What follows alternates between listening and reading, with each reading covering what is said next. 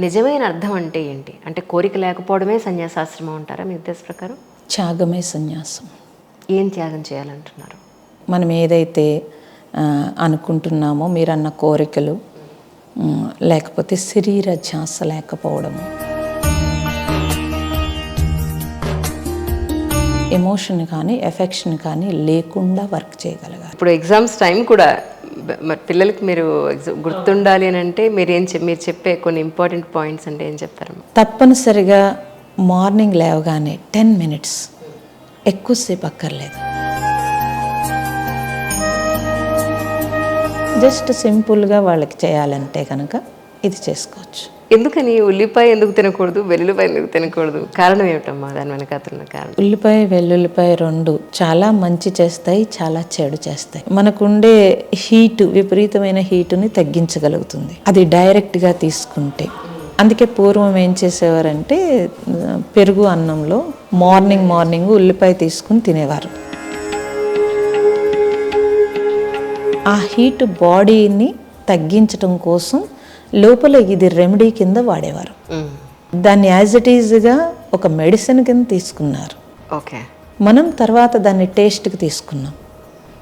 టేస్ట్కి తీసుకున్నప్పుడు ఏమైందంటే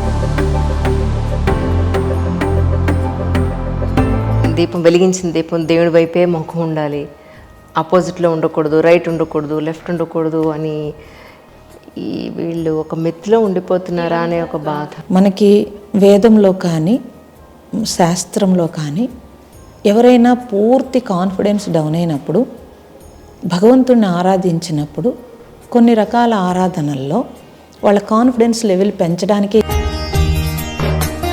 అసలు పూజకు కావాల్సిన ఆ నిబద్ధత, ఆ కాన్సన్ట్రేషను, ఆ భక్తి, ఆ పారవస్యం, ఆ నమ్మకం అనేది పోయి ఇది చాలా క్యాజువల్గా ఇది పెట్టేస్తే నాకు అది వచ్చేస్తుంది అనే ఒక దీంట్లో ఉంటున్నారు. అదంతా కూడా వేగం అండి.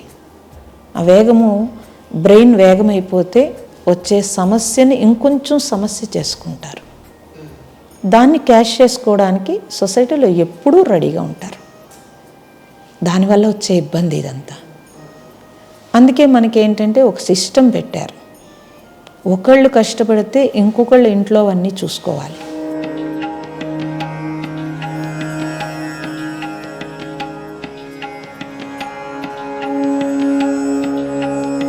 అంటే ఇంతకుముందు ఒక 20 ఏళ్ల క్రితం పిల్లలకి పెళ్లి చేస్తాను, వాళ్ళకు ఉద్యోగాలు వచ్చేస్తాను, అమ్మయ్య మా బాధ్యత తీరింది అనుకునేది.